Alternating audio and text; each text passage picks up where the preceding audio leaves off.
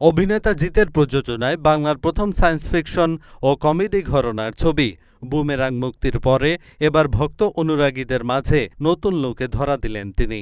পরিচালক নীরজ পাণ্ডে পরিচালিত web series Khakee the Bengal চ্যাপ্টারে অভিনয় করার সময় এ নতুন লুকে দেখা গেছে তাকে। বুধবার কলকাতার শ্যামবাজারে শুটিং করার সময় মোটা গোঁফ, সুঠাম চেহারা, রাগী পুলিশের চরিত্রে ক্যামেরাবন্দী হয়েছেন।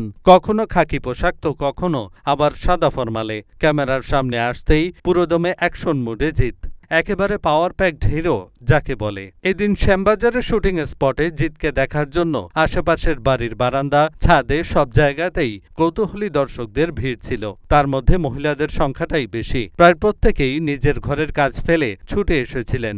এ অভিনেতা শুটিংয়ের ফাঁকে হাসি মুখে হাত নেড়ে দর্শকদের অভিবাদন জানিয়েছেন। সিরিজটি রিয়েলিস্টিক করার জন্য কোনো কিছু বাদ রাখেননি নির্মাতারা। গল্পের সাথে মিল রেখে চলছে শুটিং। বেশিরভাগ দৃশ্যের শুটিং হবে উত্তর কলকাতার শ্যামবাজার এলাকায়। এর আগে পরিচালক শ্যামবাজারের মোহনলাল স্ট্রিট ঘুরে দেখেন। এই সিরিজে জিতের পাশাপাশি দেখা যেতে পারে প্রসেনজিৎ, পরমব্রত, শাশ্বত চট্টোপাধ্যায়কেও। সিরিজে অভিনয় করতে পারেন সোলাঙ্কি রায় ও চিত্রাঙ্গদা শতরূপা। খাকি দ্য বিহার চ্যাপ্টার দেখার পর থেকেই দ্বিগুণ হয়ে উঠেছে ভক্তদের আশা। করণ ট্যাকার অভিনীত সেই সিরিজকে দারুণ পছন্দ করেছিল দর্শক। আশা করা যায় বেঙ্গল চ্যাপ্টারকেও একই রকম ভালোবাসা দেবে মানুষ।